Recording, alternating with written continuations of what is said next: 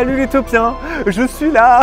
Bienvenue à Tokyo Disney-Sea. Parmi ceux d'entre vous qui ont déjà visité ce parc, vous avez été très nombreux à m'avoir demandé d'y venir en me disant « Non mais Alexandre, t'es bien gentil avec World Premier Plaza, mais le meilleur parc Disney du monde, il est ici, au Japon. » Tokyo Disney-Sea est probablement un des parcs Disney les plus aboutis du monde. C'est le second parc Disney de cette destination qui a ouvert en 2001 et qui a tout de suite rencontré son public et qui a dépassé assez vite la barre des 10 millions de visiteurs. Tokyo Disney-Sea, qu'est-ce que c'est? C'est un concept que vous pouvez retrouver dans aucun autre parc Disney du monde. Et pourtant, il y a des attractions emblématiques Disney qu'on retrouve dans d'autres parcs Disney, mais qui sont superbement bien intégrées à la thématique générale du parc. La thématique générale du parc, c'est quoi? Ce parc relie les mers du monde, les 7 mers les plus emblématiques du globe que les Japonais idéalisent. Donc ici, il n'y a pas de land, ce sont des ports. Et d'ailleurs ici, on est dans le premier port, le port méditerranéen. Et tout est relié par l'eau.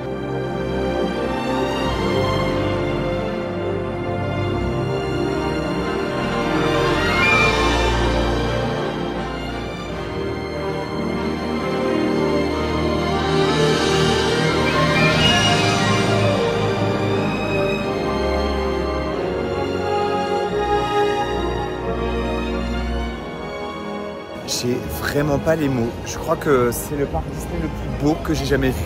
Et pourtant, rien ne fait Disney. C'est des décors qui n'ont rien à voir avec les parcs habituels, y compris même les seconds parcs. C'est incroyable. C'est du coup, pour moi, le seul cas de figure où dans un resort, le second parc est mieux que le premier en termes de thématique. Le voyage à travers les ports du monde débute par la zone méditerranéenne, une reproduction de plusieurs régions d'Italie. On peut d'ailleurs même emprunter des gondoles, comme à Venise. Toute l'entrée du parc est un immense hôtel qui s'appelle le Miracosta, un des premiers hôtels qui se situe véritablement à l'intérieur des parcs Disney, comme notre fameux Disneyland Hotel. Oh nuit, belle nuit, sous un ciel d'Italie, on t'appelle bella notte. Et sous les cieux, des étoiles plein les yeux, on t'appelle bella notte.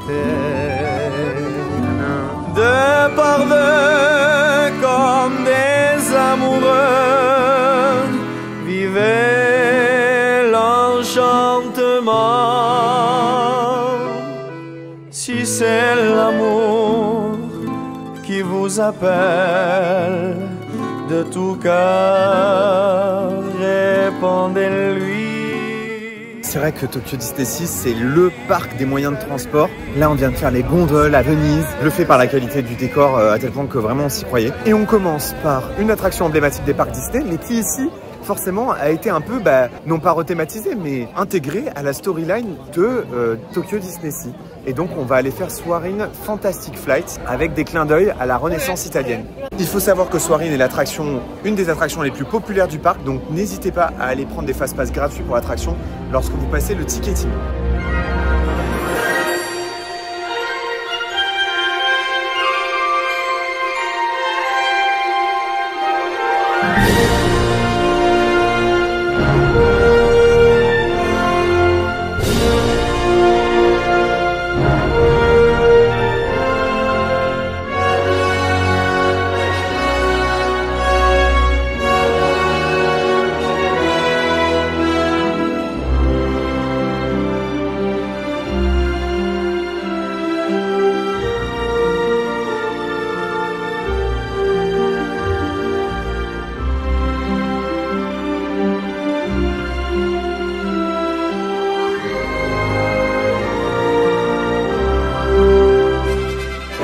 Donc on sort à l'instant de Soarin'. Donc Soarin' ici, c'est Soarin' Over the World. J'ai adoré la file d'attente sur la machine volante, sur Léonard de Vinci. J'ai trouvé ça excellentissime, mais je trouve ça dommage que ça s'arrête au moment où l'attraction démarre. C'est-à-dire qu'on vous raconte tout un truc sur cette machine volante, sur les inventions, sur le voyage, et quand le film démarre, en fait c'est Soarin' Over the World avec juste la fin qui change au-dessus de Tokyo Disney-Sea et de Tokyo. En fait, pour moi, il fallait pousser le truc un peu plus loin et vraiment, en fait, faire un film dédié à l'attraction. C'est pour ça que pour moi, c'est un petit loupé. Pour le coup, si vous avez déjà fait Soarin' dans les autres parcs, c'est peut-être pas une attraction à prioriser, malgré le fait que l'attente soit très très longue. La file est quand même magnifique, bien sûr, mais bon, c'est pas pour les files d'attente qu'on vient faire les attractions, quand même, pas que pour ça.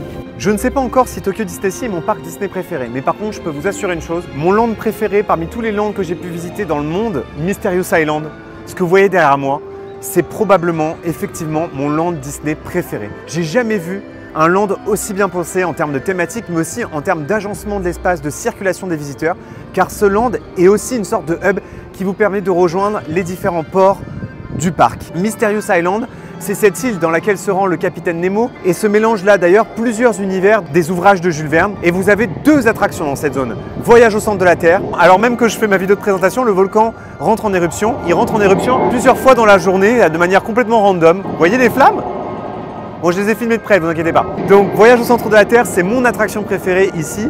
C'est l'équivalent d'une sorte d'un test track, mais sur l'univers de Jules Verne et à l'intérieur même du volcan. Et au rez-de-chaussée de la zone, vous avez une autre attraction, 20 000 lieues sous les mers. Une attraction cultissime dans les parcs Disney. Chez nous, vous le savez, elle existe encore un petit peu, c'est un parcours à pied.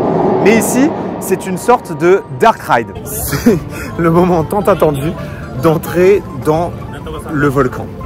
De rentrer dans ce qu'on aurait dû avoir à Disneyland Paris, un vrai Discoveryland.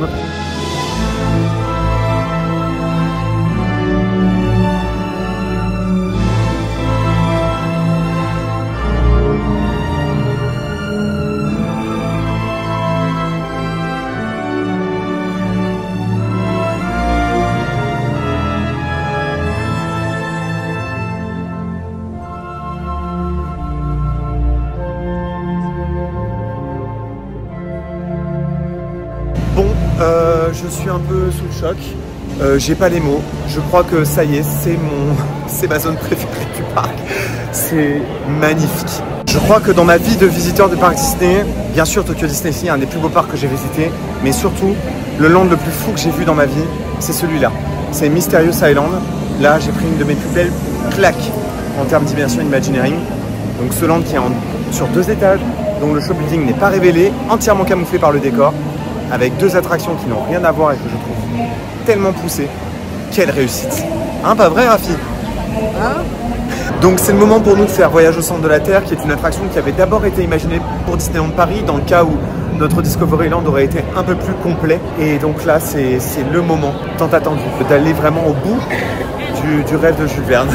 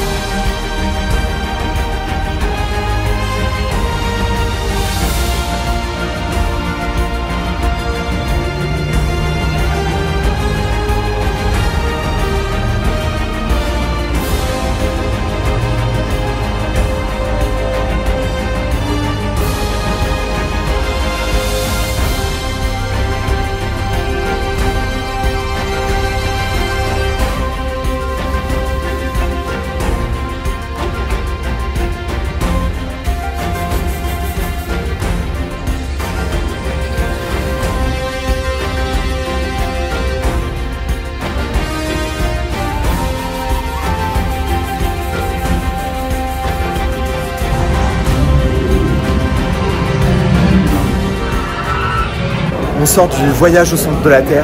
C'était fou. Je pense qu'on a déjà fait probablement l'une des meilleures attractions du parc. Franchement, c'était, j'ai pas les mots.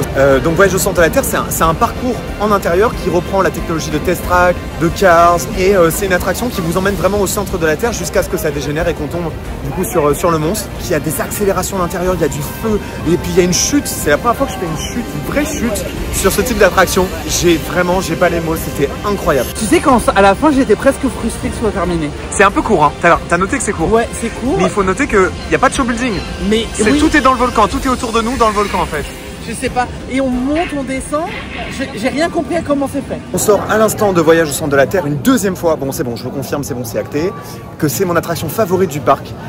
Non seulement parce qu'elle est sur la thématique générale du parc et qu'elle s'intègre vachement bien, mais aussi parce que en termes de décor, de vitesse, de sensation, d'audio animatronics, à ce monstre à la fin qui est gigantesque, pour moi c'est une masterclass mais incroyable.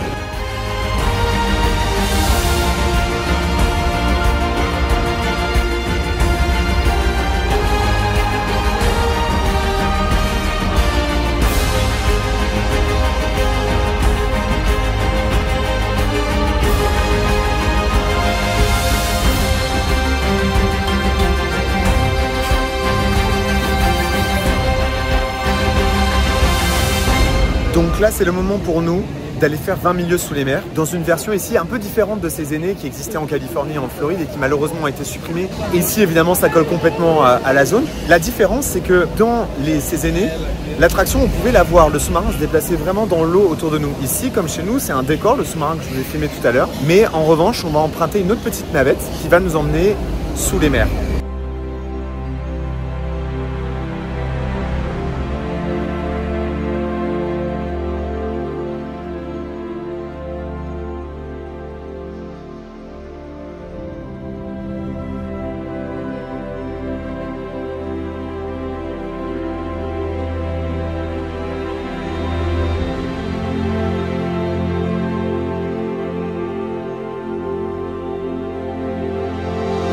Prêt à explorer les mers? Il y a une commande. Oui, il y a une commande.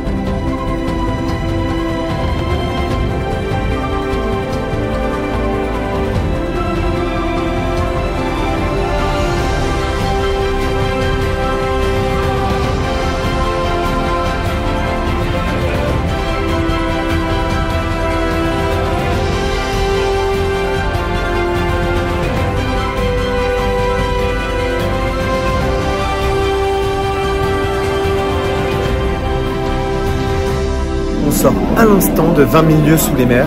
On n'est pas à bord du Nautilus, contrairement à ces attractions aînées. On est dans une autre capsule qui s'appelle Neptune et on est sur l'équivalent du véhicule de Peter Pan, hein. C'est la même chose, sauf qu'on nous fait croire qu'on est sous l'eau grâce à plusieurs effets, principalement des effets pratiques d'ailleurs. On se balade dans un décor absolument magnifique jusqu'à tomber sur le Kraken qui nous attaque et ensuite on arrive dans une sorte de cité perdue. C'était magnifique, magnifique. On m'avait dit que c'était ennuyeux. J'ai adoré.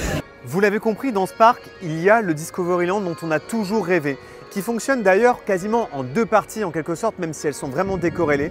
Vous avez Mysterious Island où là vraiment on part à l'aventure dans l'île de Vulcania et vous avez une zone qui peut se rapprocher aussi de notre Discoveryland mais qui est complètement décorrélée de Mysterious Island, qui s'appelle ici Port Discovery, où vous avez deux attractions, Aquatopia et aussi un simulateur sur l'univers de Nemo. Bienvenue à Aquatopia, my friend. C'est l'attraction de l'Extopia version aquatique. Ça, je rêve de le faire. Je sais que cette attraction est nulle, je le sais. Et elle va même disparaître, hein. Dans les nouveaux concept art de Port Discovery, on voit bien que l'attraction n'existera plus. Mais je trouve l'idée géniale de se dire, on fait Autopia, mais on le twist en Aquatopia. J'adore.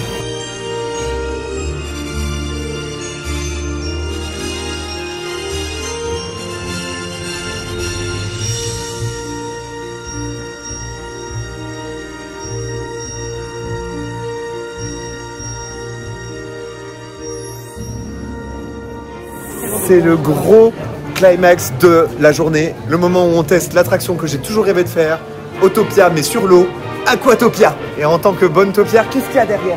Combien de trucs que tu réalises, de rêves que tu réalises aujourd'hui? Eh ben c'est bien d'avoir des rêves les gars. Ah oui, bah ça va être Et plus vous avez des rêves, plus vous les réalisez, c'est le principe. Mais pourquoi? C'est quoi? Ah, on recule? Pourquoi on recule? Et on va lui rentrer dedans à Luna. Salut. Ah, je vais gerber. Je crois que c'est mon attraction préférée du parc. Bon, Robin, par contre, ça l'a rendu un peu malade, je crois. Ça va pas, Robin? Aquatopia, à vous, c'est drôle quand même. Quoi, vomi, ouais. Oui, ça tourne un peu sur soi-même. Tu peux dire la phrase que tu as dit à la fin de l'attraction? Tu as dit que tu voulais l'autographe de l'Imagineering qui a fait ça. C'est trop bien, c'est trop drôle. Une des zones les plus exotiques du parc, c'est Lost River Delta. C'est une zone qui met en avant une attraction emblématique, c'est Indiana Jones Adventure. Et le land, à cet endroit-là du parc, est très proche de la configuration de Adventureland à Disneyland Paris. Et oui, car en fait, on aurait dû avoir ce fameux Indiana Jones Adventure. Elle est quasiment disposée de la même façon. Et en plus, juste à côté, il y a un coaster, il y a l'équivalent du Temple du Péril, cette fois-ci sans la licence Indiana Jones, mais le parcours est totalement identique.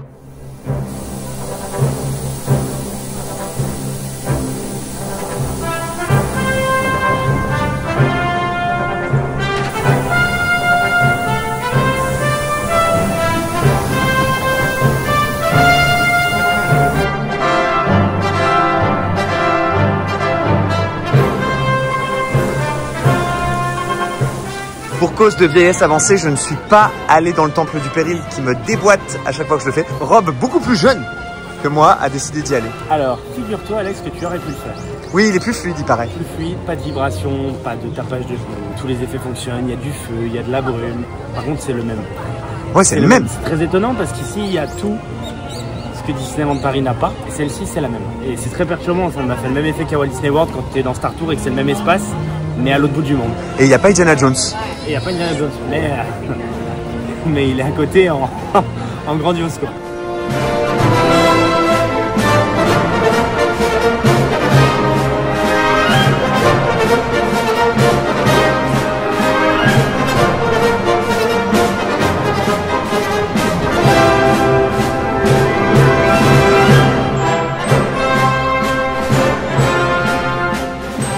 Donc on sort à l'instant d'Indiana Jones Adventure, que j'avais pas fait depuis 6 ans et que j'adore toujours autant, hein, qui est cultissime, un vrai mélange d'aventure, de fun et vraiment une attraction extrêmement spectaculaire, probablement la plus spectaculaire du parc avec Voyage au centre de la Terre. Et pour la première fois d'ailleurs, Robin faisait l'attraction. Indiana Jones Adventure. No vidéo. No vidéo. Que dire? Non, c'est extraordinaire. Ça m'a fait un tout petit peu penser Rise of the Resistance. Ah ok, d'accord. Pas de technologie, mais ok. Non, mais à un moment, t'es sur un pont en rondin et t'es sur la voiture elle fait. Non, mais c'est vrai, c'est un. Et la scène de la boule. Et la scène de la boulasse, alors là, la boulasse, ça me fait d'ailleurs penser à Planeta si je l'embrasse. Tu l'embrasses, lui et sa grosse boulasse. Et sa grosse boulasse. Regardez, il y a le Hollywood Tower Hotel. Mais ici, c'est pas Hollywood, c'est New York. Ce Hollywood Tower Hotel, qui n'a pas du tout l'apparence de ses aînés, est pourtant bien situé dans une zone américaine. Une zone qui rend hommage au port new-yorkais. Et j'adore cette zone notamment parce qu'il y a une profusion de moyens de transport, voitures, railway électriques. Et puis, il y a ce Hollywood Tower Hotel complètement déjanté qui met en avant la société secrète des explorateurs.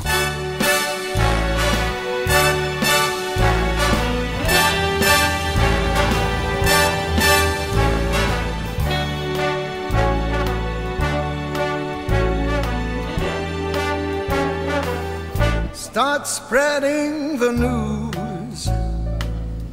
You're leaving today. Tell him, Frank.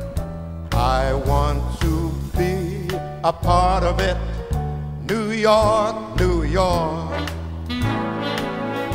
Your vagabond shoes, they are longing to stray and step around the heart of it. New York, New York. I want to wake up in that city that doesn't sleep and find your king of the hill, top of the heap.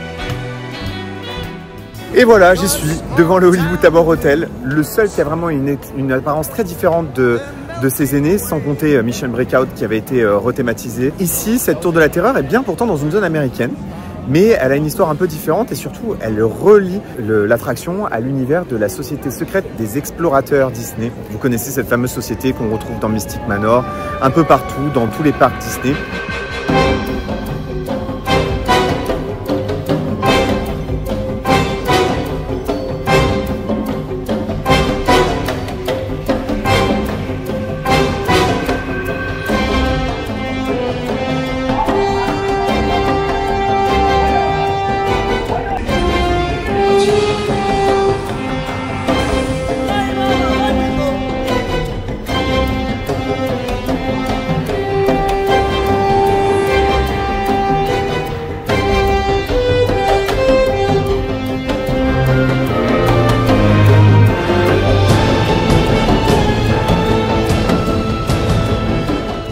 On sort à l'instant de Tower of Terror. Ici, vous savez qu'il y a une histoire complètement différente. Alors vraiment, j'ai adoré les décors à l'intérieur, que ce soit la file d'attente, le pré-show, le fait que ce soit relié à la Société des Explorateurs, la malédiction. Ça m'a vachement rappelé aussi l'univers de Tintin et des 7 boules de cristal. Enfin vraiment, j'ai trouvé ça trop cool comme storyline et vraiment très poussé. Et pour le coup, c'est intéressant que ça se démarque beaucoup plus des autres Hollywood Tower Hotel. Le ride est pas du tout aussi sensationnel que chez nous. Le Hollywood Tower Hotel de Disneyland Paris est le plus sensationnel, notamment depuis sa nouvelle version. Donc on s'apprête à faire Toy Story Mania. Alors je pense qu'en intérieur, c'est très proche de ce qui existe en Floride, en Californie. Mais là, le décor en extérieur est absolument magnifique. Et je ne savais pas que la zone était aussi proche de ce qui existe un petit peu déjà à Disney California Adventure, c'est-à-dire le Pixar Pier, et qui avant était Paradise Pier. C'est un décor sur la côte américaine, sur une plage, vous savez, où il y a ces fameux parcs d'attractions. Ça reprend un peu cette ambiance-là, fête foraine et attraction. Et c'est au même endroit d'ailleurs qui est situé Toy Story Mania. Et donc cet endroit-là est principalement inspiré des parcs d'attractions sur la côte américaine, notamment comme à Atlantic City. Vous savez, on a une fresque dans notre Candy Palace.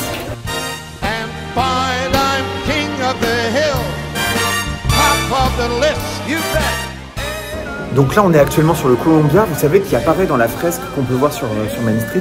Ce bâtiment est énormissime et pourtant il abrite seulement qu'un restaurant et qu'un parcours à pied qu'on est en train de faire et qui va nous offrir un point de vue absolument incroyable sur le parc.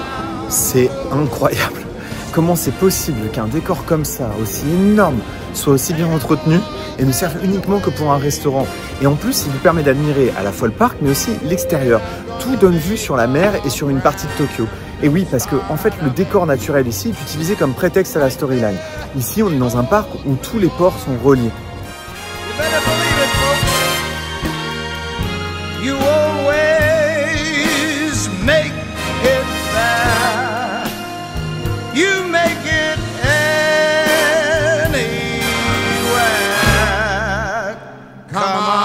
Come through New York, New York,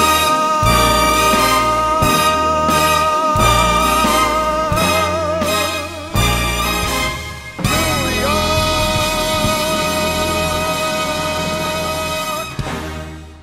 Une de mes zones coup de cœur ici, c'est l'Arabian Coast. C'est une zone qui met en avant le Moyen-Orient et j'ai été épaté par l'attraction principale de ce land dans laquelle il n'y a que 5 minutes d'attente, mais en même temps c'est normal. Le parcours à l'intérieur c'est plus de 10 minutes, donc forcément une immense capacité. C'est une sorte de It's a Small World qui raconte la légende de Sinbad, une aventure absolument magnifique avec une musique composée par Alan Menken qui est un de mes compositeurs Disney préférés. Et ensuite la zone est immense, il y a une quantité de propositions en food, en merch, des possibilités de rencontre avec les personnages d'Aladin. Cette zone est vraiment impressionnante et il ne faut surtout pas la manquer.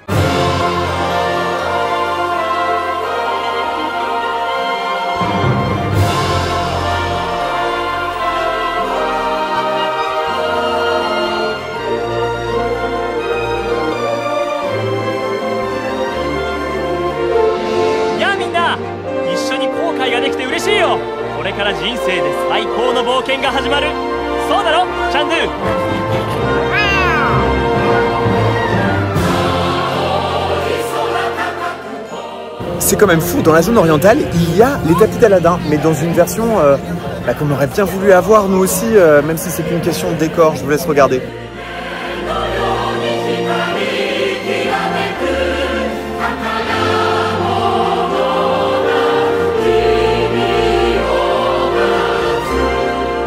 Non mais c'est incroyable, la Tokyo Disney Sea, même les flat rides les plus anodins sont magnifiques.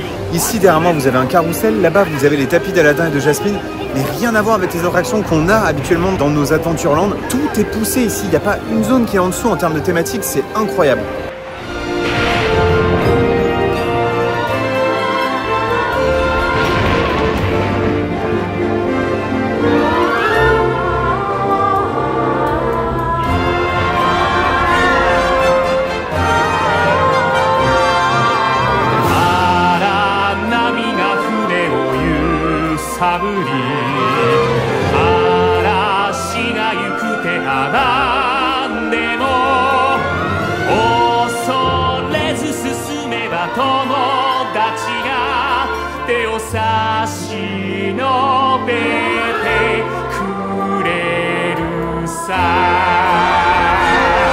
Arigatou, Ninja-san! 助かったよ!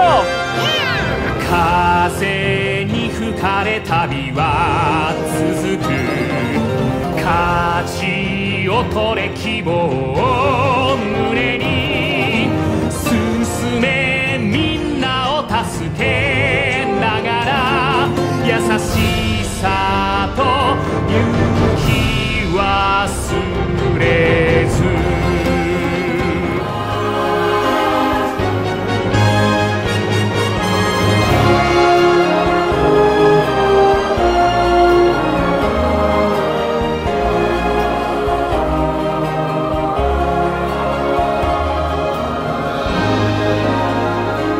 これからみんなの新しい冒険が始まる。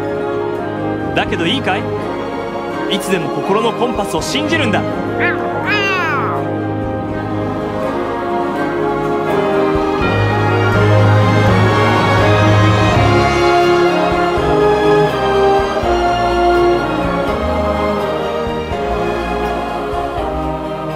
Là, on vient de démarrer très fort la partie orientale avec Sinbad, qui était une attraction que je rêvais de faire. C'est un It's a Small World sur l'univers de Sinbad, mais waouh! Déjà, le parcours, j'ai calculé. Je crois que le ride dure plus de 10 minutes. Je crois que c'est 11 ou 12 minutes. On est parti. On a fait plus de rides que de files d'attente, donc déjà, ça c'est très très rare. Et surtout, la taille des décors, le nombre d'audio animatronics, la musique, l'allure, l'aspect graphique des personnages, la façon dont ils sont designés, l'histoire qu'on nous raconte. Waouh, c'est une des plus belles attractions du parc. Et pourtant, elles sont toutes excellentes comme ça. Épatées, vraiment, je vous jure. Une des zones qui m'a un peu déçu ici, c'est Mermaid Lagoon. C'est cette zone dans laquelle on rend hommage à l'univers de la petite sirène. Et oui, forcément, on est sur un parc qui parle des ports et de la mer. Il y a des bateaux partout ici. C'était obligé qu'on mette en avant l'univers de la petite sirène. Et il est très bien mis en avant, il faut le reconnaître, dans une zone qui est principalement en intérieur et qui reproduit le royaume de Triton. Le problème, c'est que ce sont que des petits flat rides, des petits coasters, des petites attractions.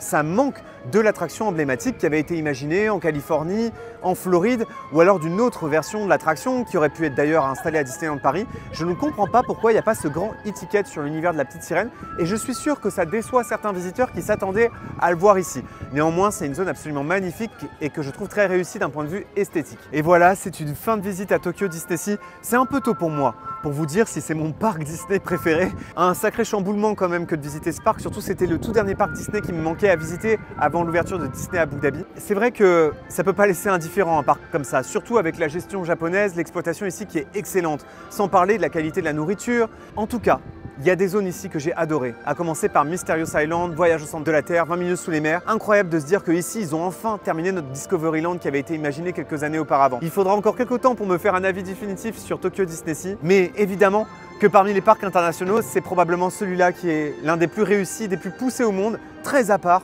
Il ressemble à aucun autre parc Disney du monde, à tel point qu'on se demande même si on est à Disney ici. Et c'est aussi la magie de ce parc, c'est qu'on a l'impression de refaire un tour du monde comme à Epcot. Moi qui suis pas un grand fan du World Showcase, et ben en fait mon vrai World Showcase, il est ici. Je vous souhaite un jour de pouvoir visiter ce parc parce qu'il est vraiment incroyable. Et merci d'avoir regardé cette vidéo des Topiens. N'oubliez pas que vos rêves sont éternels. Bye!